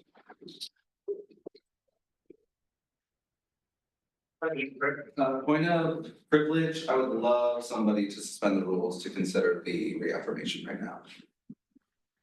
Senator Bowman. Motion to suspend the rules to consider, police six SPO 52 currently. Second. Hearing a second, if that's the pleasure of the Senate, that's adopted. Any discussion on the motion? Any debate on the motion? Seeing none, all those in favor? All those opposed? All those abstaining? Seeing a clear majority, that passes. We can now consider 46S POL 52, an act to reaffirm UMSG Inc.'s commitment to protecting student rights and civic engagement. All right, we don't need to project it, we have it in front of us. So this is an interesting one. Just kind of some background as to why I felt that this was necessary. I don't think that anybody in here is unaware of the current climate of the country and the state. And everything that's going on, especially in higher education. But it is certainly true that UMSG has been approached on multiple occasions at this point, up until this point this year, about taking various stances on federal and state issues, as well as we've been asked several times on where student government stands on specifically student activism. And it got me thinking that I don't think we've ever actually articulated our policy, not through at least one resolution. So what I did is I went through our governing documents and basically put onto paper what is both already written in our documents, as well as the kind of precedent of how we have approached issues like this and talked about issues like this. But what we've come into a realization of is that a lot of that, the communicating that stance has become very piecemeal, and it is by individual when asked. And I realize that that can also get very tricky, especially as our organization grows, to not have something to point to. So that's kind of what this is. What I'm going to do is read down through it, just so that it is read aloud, and then we can kind of move on from there. So, an act to reaffirm the University of Maine student government's commitment to protecting student rights and civic engagement. Whereas the Constitution of the University of Maine Student Government, Article 2, Section 1 declares that all political power is inherent in the general student body and student government exists to serve their voice. And whereas Article 2, Section 5 of the Constitution guarantees students the right to freedom of expression, including the right to publish, assemble, and protest without fear of censorship or punishment. And whereas Article 2, Section 3 affirms that students retain all legal rights under state and federal law, including the First Amendment, and no action by student government or its agencies may infringe upon these rights. And whereas UMSG, as a 501c3 nonprofit, operates within legal constraints, but maintains and safeguards students' ability to engage in civic life, as outlined in its governing documents in the Constitution's preamble. And whereas the General Student Senate, Article 5, Section 2, holds the authority to advocate for student welfare, interpret the UMSG Constitution, and oppose actions that unlawfully restrict student rights. Resolved, that the University of Maine Student Government reaffirms its commitment to protecting the rights of all students to freely express their views, organize, and protest, provided such actions adhere to non-discrimination principles, Article 2, Section 8, and do not violate lawful university policies. And resolved, that UMSG will monitor and, without hesitation, formally challenge any attempts, whether internal or external, to unlawfully suppress students' constitutional rights to free speech, assembly, or petition, as stated by Article 2 of the UMSG Constitution and protected by the United States Bill of Rights and Maine Constitution. And resolve that UMSG encourages all students to engage in constructive dialogue, petitions, and advocacy to advance their concerns and stands ready to amplify such efforts within its broad institutional role. And resolve that student government's leadership is directed to communicate this resolution to the university administration, the graduate student government, the faculty senate, the general student body, and all other recognized student organizations, ensuring campus-wide awareness of UMSG's position as guardian of student voice. Yeah, that's it. Are there any questions for the speakers? And we have Sean here, who's made a guest appearance for this very resolution. Any questions for the speaker? Senator Fang. Sean, you look over this, you're all good with it? I did, yes. And I am. Advisor Sudoku. Can you talk a little bit about why this resolution is on the table? Yeah, so as of recent, there have been several organizations on campus organizing for various issues all across the political spectrum, to be very clear. And some of those initiatives from those students have also consisted of petitions or asks of the university to take certain stances for or against the federal government. And generally of other things that are specifically very political, especially right now.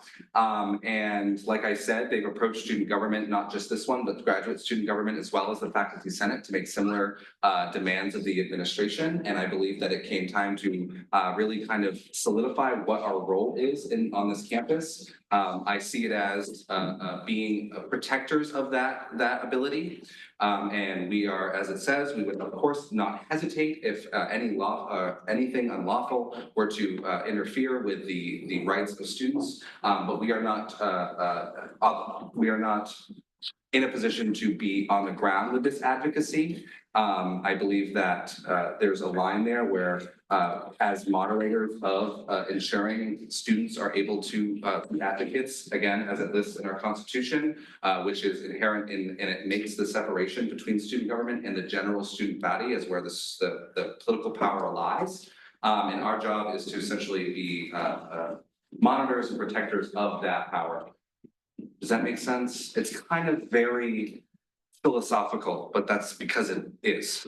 And I think that getting and engaging specifically in activism like this weakens our position of being that protector of those things when we take a side. And additionally, we represent an entire spectrum of students all across the political spectrum. And I believe it would be just simply incorrect to make a political statement on behalf of the student body when that is not the case, that all students feel the same. So this is just reaffirming and loudly explaining that we are a non-political organization. Yes, very much so. And also making sure that, because I do believe that sometimes, and in the past, that kind of explanation could absolve us of what our true role is, right? Which is to not hesitate to step in and protect those things. So I think that this not only makes very clear where and how our role is, but it also is a call to arms for student government to make sure that it is committed to those interventions. Senator Bowman?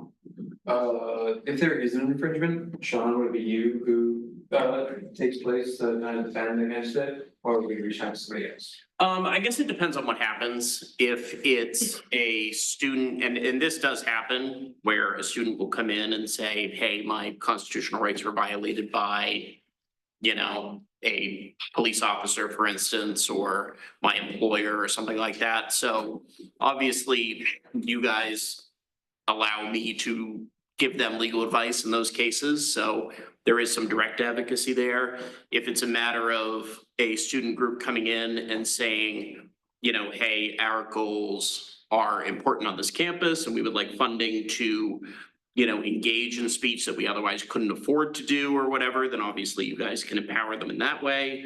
If it's, you know, even the university, or if it's the state, or if it's someone else that is in your opinion or interpretation, you know, infringing on students' rights, then I'm happy to obviously weigh in and provide advice as to whether or not that's the case, in my opinion. So I'm happy to give you legal advice on that.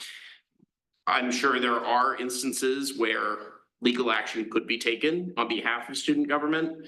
I'm not exactly sure what that would look like. Obviously, you know, we're not fighting with the university over, you know, me representing you guys against the university. But, you know, essentially it's, you know, enabling you guys to take a stance that is backed up by the law and reasonable interpretations of our documents. If some sort of outside entity is infringing on students, you know, like we have had landlords that have said you can't put up your pride flags and stuff like that, you know, then maybe it does involve me taking that to the Attorney General's office and stuff like that. So yes, there are a broad array of situations where I may be directly involved, but a lot of it's just gonna be me saying, you guys have the power to loudly take a stance on this or provide funding or whatever, so. Senator Martin? How do you foresee conveying this information to the public if this passes tonight? Like, are you gonna like Instagram post, or if a group comes to your office, you like hand them this? So the usefulness of this is twofold. One, it gives you all something to reference when the conversation inevitably comes to you all as student government leaders. Otherwise, the list of individuals or groups that this will be sent to, I will be sending a scanned signed copy to those groups. So it'll be the Faculty Senate leadership, Joan, President Freemundy, and others. And in terms of getting it out for the student body, I was thinking that we would attach it to the newsletter. And then from there, it's like also a document to reference. So when the question again arises, we can turn them to this and say, this is the official position of the Senate that has been taken. And the other part of this too is that this is just what is written right now. If this ever wanted to change, it can be changed. I don't think this is articulating anything new. This is simply kind of reinstating how we've been operating for a while. Thank you. Any other questions for the speaker? Or questions for our attorney or our advisor, those are also.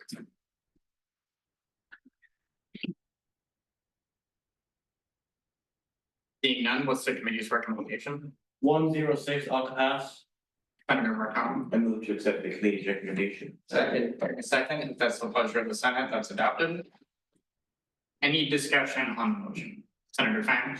I want to clarify the committee recommendation. It's my discretion as policy procedure chair that sponsors abstain from voting on the bill. But as you can see by the number of sponsors, the committee was in favor of this resolution. Any other points for discussion?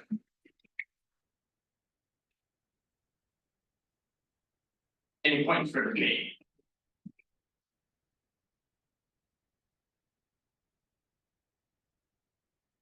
Seeing none, all those in favor? All those opposed? All those abstaining? Being a clear majority, that passes. We will now consider 46S EBC 38, an act to allocate funds to UMSG Inc. for $1,938.89. You guys are gonna get sick of me tonight. Hi guys. So this is the essentially successor to what we talked about, which was supporting the senior class and their hearty main farewell. If you recall, last time, I said that we would be covering $2,000 worth of photographers. I was speaking with James Salinas, the director of CSI, and he was very excitedly told me that he had booked the photographers and paid for them, and all we had to do was reimburse the president's office. To which I had to remind him we can't do. So we decided to figure out a different way to go about exactly how to kind of handle and to support this event. So we kind of fell into doing kind of the fun things. And I'm gonna walk you through what this money is for right now. So the total cost of the event will be around $8,000, and we'll be contributing just under $2,000. We actually won't be contributing the full $2,000. But the first for $400 will be pop-up tents. Those are for people to, if it's a hot day, for some shade. If not, it'll be just useful to have some pop-up tents outside, especially if it's raining. Next, 3 inflatable champagne bottles. What I want you to keep in mind is that if we buy these, we own them. And we can use them in the future. And I think that's really fun. So that will be basically a photo prop, simple as that. We also got 3 sets of photo props. I'd imagine that those are just like the bagged Amazon kits, a few of those. 3 inflatable photo frames. Great, sounds fun. A bounce house. I've been told, I kind of asked about that because I was like a bounce house at a college graduation, but they believe that it'll be a fun picture opportunity, and I tend to agree, so I think we should do it. 2 inflatable fireball nips. Yes, fireball nips. Very college send-offy. And then finally, we'll be paying for a mechanical bull. And if you can imagine a bunch of graduating seniors in their cap and gowns on a mechanical bull, and you think that that's hilarious, I do too, and I think we should support it. And again, all of this totals to $1,938.89. I think this is a really special opportunity for us to kind of support an untraditional senior class, or I guess the class itself is not traditional, but their graduation is, and to kind of give them the hearty main farewell they deserve. We won't get to keep the mechanical bull, but everything else that's a one-timer we will. So that's it. Are there any questions for the speaker?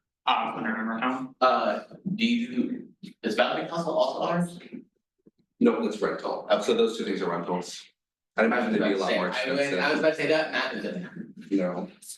Any other questions for the speaker? Senator Thompson? It reads USMS Inc. twice. Do you think we should motion to amend that? I didn't make that resolution.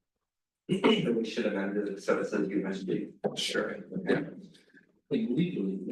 Yeah, is that gonna be a liability? Oh wait, so on the BPFA's resolution? Yeah. Is that what it is? Yeah. Yeah, I'd motion to amend it real quick, why not? Everyone, it's fine. Spelling's really hard. Any other questions for the speaker? Senator Murphy? Do you envision keeping all of these new inflatable stuff in our new store? We certainly could, I would imagine, honestly, my thought would be to, we would just keep it with the senior class council, and then we could use it when we needed to, but I don't know if the senior class council has set up a storage unit yet, but if they do, they can put it in there. You can have anything, but if we do, we can. Yeah, so. Any other questions? Seeing none, what's the committee's recommendation? Will you pass? Senator Murphy? I move to accept the committee's recommendation. Here in a second, if that's the pleasure of the Senate, it's adopted. Any discussion on?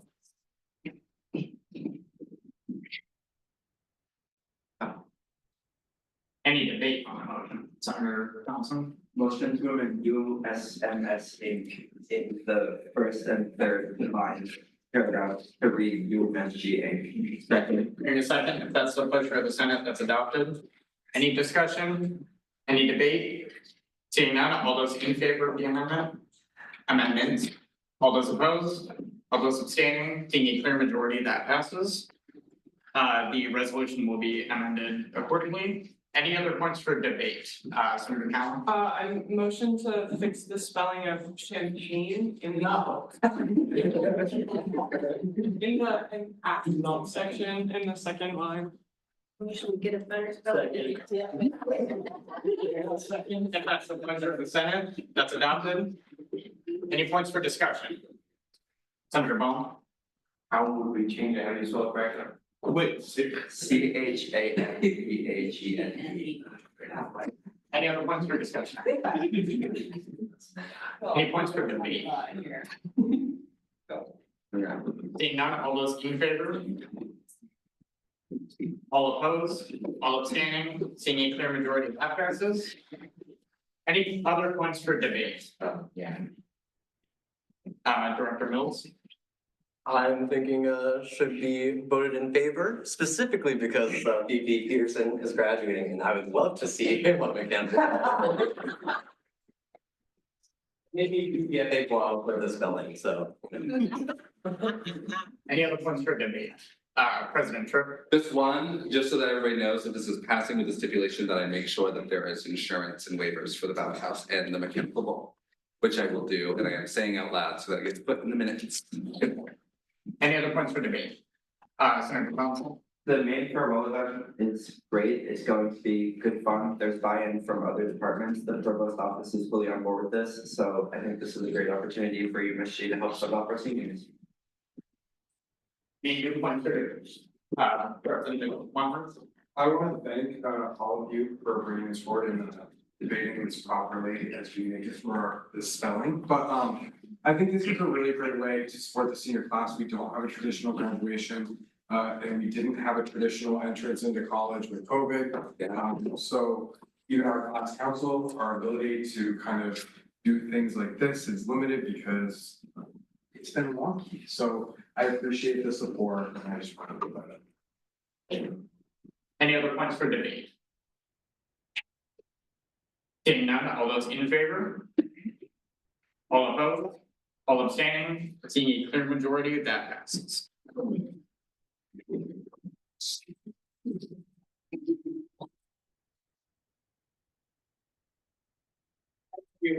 Forty-six FEOL 51, an act to establish a formal policy for the recognition of representative boards and community associations.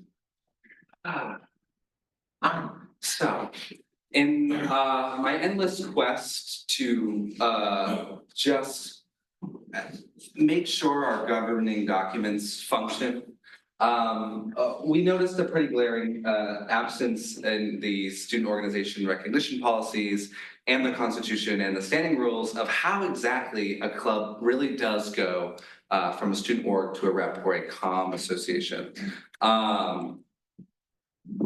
From what I understand, those who have come and gone have been done through just kind of policy backbends and Senate interpretations. And I think it's about time, especially as we move towards really building back the folks that are represented around the table, that we create a system that is repeatable and straightforward and makes sense. So that is what we have before you today. So particularly this really started becoming a glaring issue when accessibility on campus and SEED obviously are trying to start up. SEED was a rep board and then dropped off just because that's what happens. AOC is something completely different, accessibility on campus. So this is something that I've sponsored along with President Tripp on this. And yeah. Okay. So I'll go over it fast. I know what I'm looking at, hopefully. So the resolved, the Article 1 of the Student Organization Recognition Policy shall be amended to include the following new Section 6, which would be establishing. It shows the eligibility and purpose. So obviously they have to exist and serve and advocate for a defined constituency within the undergraduate student body, just like all of our current do. application to SOC. It'll be slightly different. It'll be a reclassification process rather than becoming final preliminarily or finally recognized. Sorry, can you tell I've never done this before? So it'll be a formal request to become a representative or common association board, a statement of purpose and an intended constituency signed by the organization's exec board, updated the constitution reflecting the internal democratic governance, and then a current roster of at least 10 active undergraduate members, and they have to attend SOC to make their case, which I think is really fair, considering that you're kind of not the end all be all of recognizing, but I think it is a very good process to have. Obviously, the review and recommendation that comes with SOC, standard like usual, what will be voted on. And if it goes through, it'll be submitted obviously to the General Student Senate and Club Maintenance. They'll present, the Senate will vote and get a final approval, and then it'll have to be a 2/3 majority for final approval of the representative board. And then obviously transition of classification, where they will become officially recognized as a representative board and community association.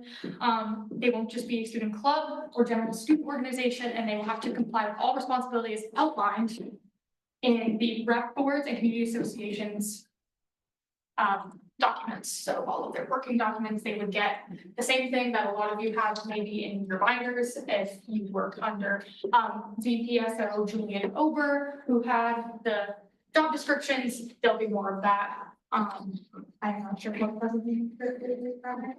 But yeah, that will be that's the policy. Are there any questions for the speakers? Representative Milligan. Just a quick, can you just confirm that, like with regular club maintenance, representatives have 0 vote in this and don't get a say in when a new representative is added? Correct. Yes. Senator Sparks. Is this going in the SORP? Yes. Yeah. That's what it's adding a new section into the SOR to make this an official process. Any other questions from the speakers? I do have a question. When establishing a new representative board or community association, is there any like stipulation or line item that takes into account the onboarding of a new employee, considering that we need to pay their representative? Is there like any kind of explanation for that? I know that general procedure is probably spelled out somewhere else. But It's spelled out somewhere else. It's in the same way that we, I don't know, what was the recent example? Who's brand new? Who's the most recent rep board that we did? Yeah, I think it was. SAC. SAC. The way that we just bring it back, we are bound by law to pay employees, and this would be creating an employee. So this part is simply for the student work, and everything else will be, as it says, follows the same guidelines as everything else, so it's covered in other documents. any other questions from the speakers? Seeing none, what's the committee's recommendation? 6-0-0 off the pass. Senator Martone. I move to accept the committee's recommendation. Second. Hearing a second, if that's the pleasure of the Senate, that's adopted. Any discussion on the motion?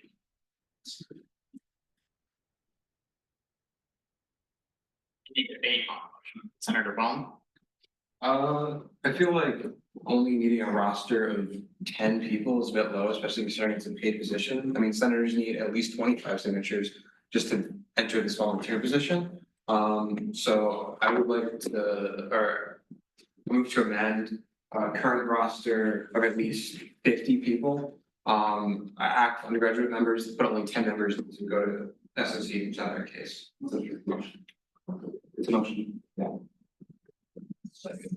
Hearing a second, if that's the pleasure of the Senate, that's adopted. Any discussion on the motion to amend? President Tripp? There's 2 questions. How many members are in check? This is where I was gonna jump in and debate, because we are an association representative of This is discussion. Yeah. So, okay, so definitive number 10. Senator Friend. I'd like to clarify something, if I'm understanding Senator Bone correctly, where it says a current roster of at least 10 active, and then the group must attend SOC. That doesn't mean all 10 have to go to SOC, that just means like the group has to go, am I correct? No, we'll just wait till the day. Okay, any other points for discussion on the motion to offer? Any points of debate? Senator Thompson? I get the concerns about having 10 active undergraduate members, but I also think that stipulation mostly applies to getting the club started, and from there they can go to SOC. But SOC can still determine they don't have an active membership base. This just says that's when they can come to SOC to start being recognized as the org that's working towards this, in my understanding. President Trump.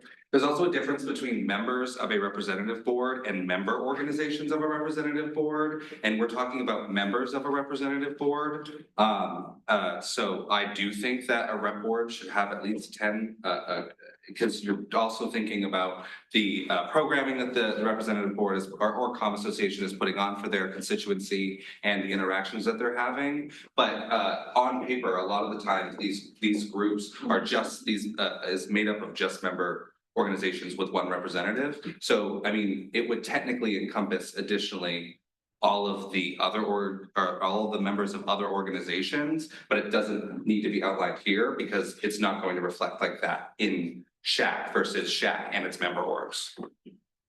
Vice President. I also want to say that for final recognition of any school organization, you need 10. And to suddenly say that it's a different case for a current roster of at least 10 active undergraduate members in a rep board, it's no different. And that is maybe not. Senator Long. I guess what I was trying to get across is I might also been confused on the wording, but I would like it to be like shown that the rep board of community association is representing at least 50 people. So for SHAC, it would be 50 signatures. That doesn't have to be just from the members that are like on the board of SHAC meetings, but it's of like everybody included in this. So that would be BSU, ASA, all of those clubs included, and you get signatures for them. And that way, also those people who are being represented will know who their person, they will interact with the representative. That makes a connection, so they know where they can go to if they want words, and they can make like Senate meetings, so they know who they can talk to for their voice to be heard. Senator Sparks. So I was actually not along those lines, but it goes with that. I was gonna ask if you could add like how many clubs you have to have under you, and then that would go under like having 50 people, because if you have to require 5 clubs to be under you, then you would automatically have 50 people. Not every comm or representative board has clubs that are underneath them. They don't all have that branch effect. SHAC is unique where it has that branch effect because it's heritage groups or language groups. There's something about cultural heritage that has to be involved. So that's language groups, that's obviously like ASA and all of them. But the Honors College Student Activities Board, for example, is just for honor students. It's the blanket statement of however many there is. So there might be those branches underneath the big tree, but there's not always the big tree. Any other points for debate on the motion to amend? Vice President Whitfield. I mean, I guess this is more, perhaps not debate, because I don't think 50 active members is necessarily the best direction to go, but I do understand like wanting to ensure that these like rep boards are actually representative of more than just a small org. Because those small orgs, we wouldn't really like, there wouldn't necessarily be reasoning behind letting this small org become a representative board and then have a paid employee when it's very much just a club of 10 people. Where like honors college, yes, you might have a small like exec board, and that like makes sense because you can only have so many people planning an event or too many cooks in the kitchen sort of situation, but it represents an entire college. Right, so you could easily collect 50 honors college student signatures to become a rep board. And so I think we just perhaps a balance between like, maybe not club members, but like members that are represented by that group. So like for seed that's incoming, that would be like all the like clubs in seed as well as students that are working on other projects that maybe aren't in a club, but I don't know if that makes sense. Yes, so for clarification, what you're both saying is like signatures, like how one of our senators would get for their like constituency. Yes. Just, okay, that's what I was. Any other points for debate on the motion at hand? President Tripp. We also need to make a distinction. Comms and representative boards are different and they are separate and they act different. It's kind of, we're getting into, so what I want to remind everybody is that currently there is no policy, it does not exist. So if we're tearing apart the details of it, the alternative is that there's nothing and it's vague and we don't know what's going on. So it's been interpreted different ways. So this can be a work in progress because I also believe we really do need to put in some work in terms of our reps and comms and what makes them different and what makes them the same. Because we have, from what I understand, a representative board should be made up of member organizations. That makes sense to me. CANS is not that way. CANS to me almost feels like it should be a community association and not a representative board, and that it's misclassified. Wildstein, for instance, from what I understand, Wildstein used to be a representative board of groups like the Beautiful Bisexuals and so on and so forth. And it dissolved into what became just simply the Great Gay Straight Alliance, and is a larger questioning.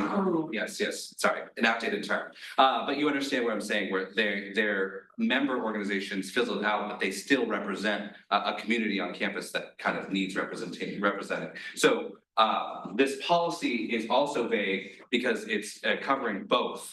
And not trying to restrain either. Does that make sense to kind of a specific policy? The other thing that I want to reiterate is that all of this gives the power to the SOC and the Senate. You still have the ability to forego these things, to require, if you want a signature or something like that, to make that a stipulation for them to be established. There are things that you can do. This is just outlining some sort of process that they can at least apply through and go through, where again, it gives the Senate through the SOC and the Senate body to be the arbiter. And then also on the point of that was made previously about rep boards not having a say in this. A say in this would be the first time rep boards have a say in the entire institution. So it would just kind of be a strain from precedent. Because this Point of information, representatives in student government have votes and the opportunity to discuss and debate in cabinet. So this wouldn't be a no-go for them. This includes amendments to these recognition policies. So much like recognition, no, recognition doesn't go through cabinet. So if you really wanted to write that in, you could, and it would be an interesting expansion of rep board power.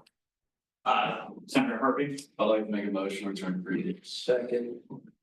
Here in a second, if that's the pleasure of the Senate, that's adopted. We are now moving to a vote on whether or not to amend the current resolution. All those in favor of amending the resolution to reach 50 members. Of moving to previous. All those in favor? Oh, yeah, I'm getting ahead of myself. All those in favor of moving to.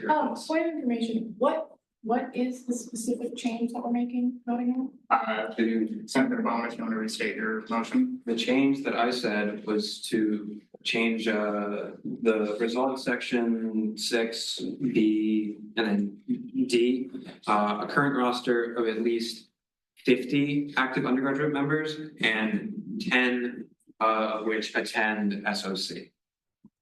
So that's the motion on the table. We're currently motioning whether or not to end debate to vote on that. So all those in favor of moving to previous.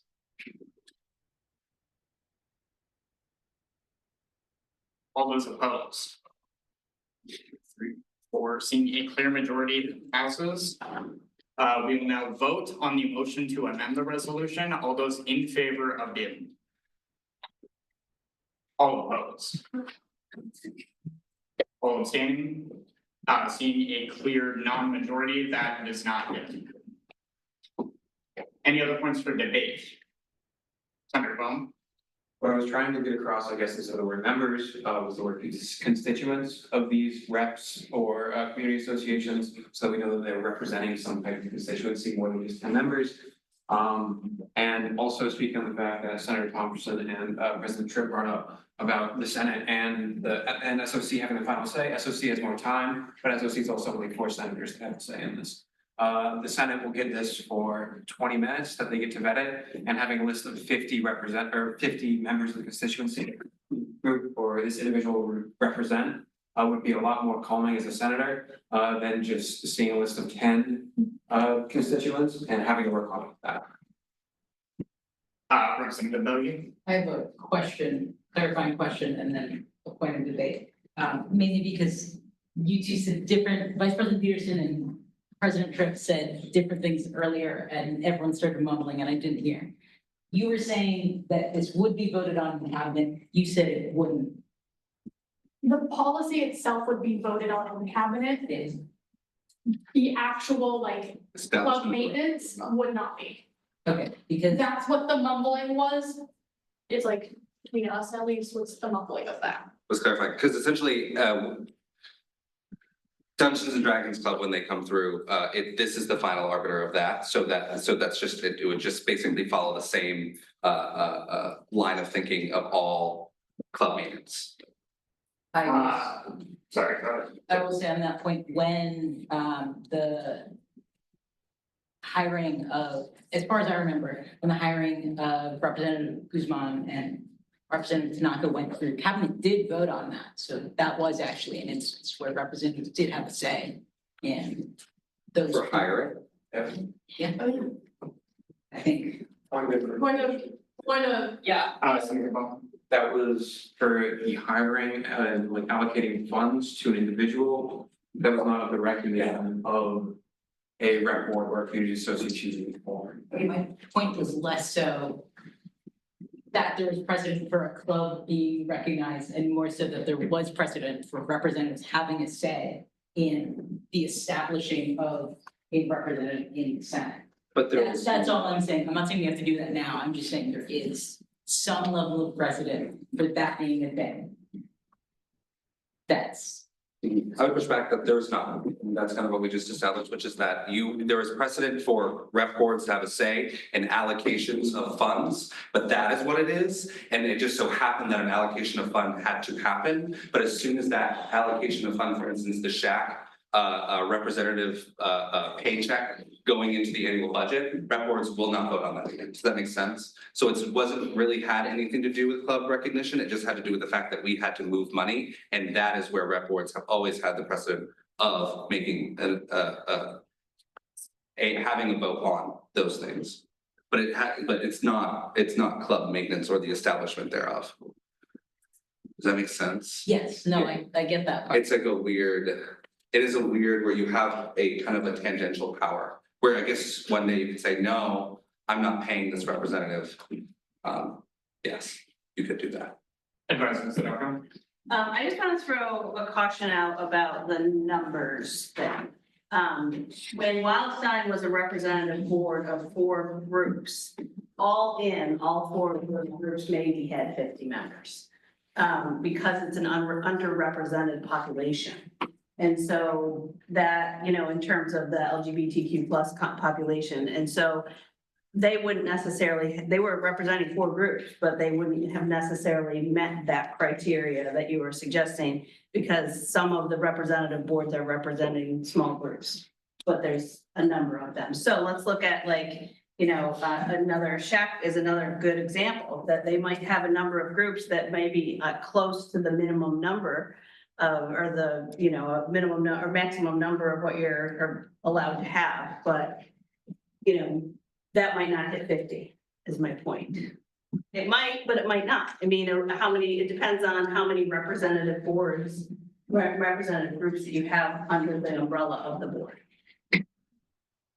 Senator Sparks. I think that this policy, my initial reaction to it is it should be tabled and redone a little bit, considering all these points. However, we are at the end of the semester, and as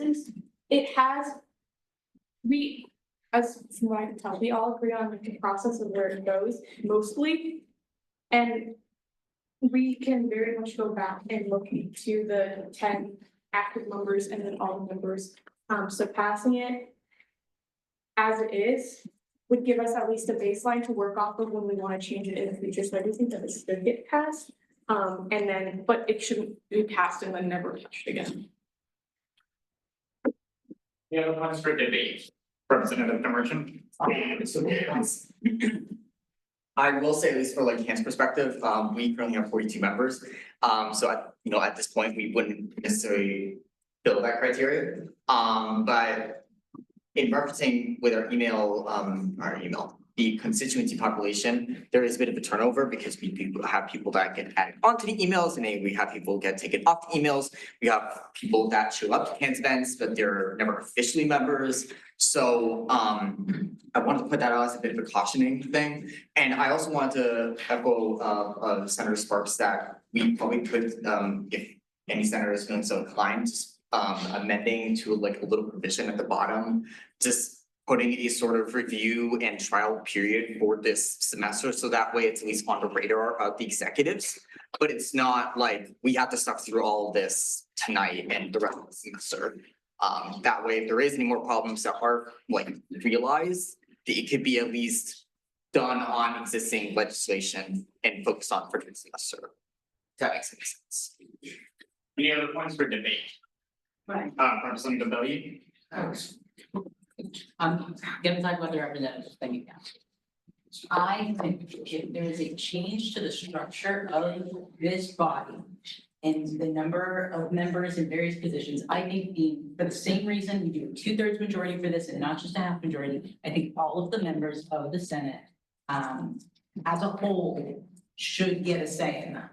Because I think that's a large change to the body as a whole, so everyone should have a vote. That includes executives in that as well, not just representatives. I just think that's a decision that should have more of a unanimous say and vote in it. And that's just my take on that. You can disagree with me and that's how democracy works, but that's just what I think. Any new points for debate? Senator Thompson? I think rep boards should have a say in other rep boards, but I also think the ability for reps and executives to debate like we're doing right now is that say.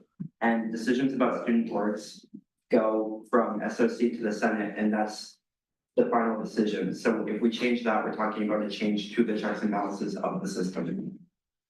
Senator Sparks? I'd like to clarify that I don't think this should be tabled because of the particular day that it's been presented on. I think it's because we brought up so many different points that need to be looked into.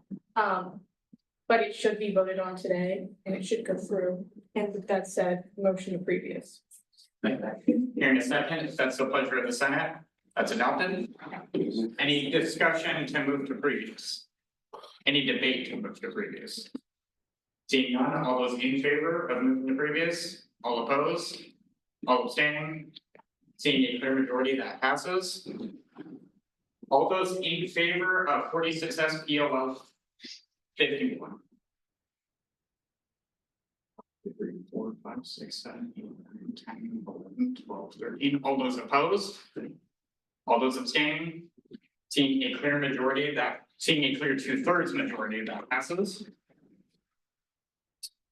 I will come back with recommendations. How about that? Yeah. What do you mean? Recommendations for what? I'm just saying, post this, I'm gonna come back with more policy to flesh this out. It's gonna be a little bit painful because it sounds like we wanna tackle the rep board comment issue. I'm ready to talk about it. What? Yeah, no, yeah, the fire. No, it has nothing to do with recommendations later. No. We will now move on to nominations and elections for the Sergeant at Arms. Senator Harvey? Move the table nominations and elections of Sergeant at Arms until September 8th. Hearing a second, that's the pleasure of the Senate, that's adopted. Any discussion? Any debate? Senator Baum? If you vote for this, you better stay 5 minutes late, make sure everything's all picked up. Any new points for debate? Seeing none, all those in favor? Julie, all those opposed? All those abstaining? Seeing a clear majority, that passes. This will be brought back on the table on September 8th, 2025. That concludes new business. Seeing nothing for main motions. If it is the pleasure of the Senate, we will enter executive session. All non-members are encouraged or asked politely to leave. It looks like we're all good. With that being said, we will now call the roll to enter executive session. Kyle Rickard, Excuse me, sorry.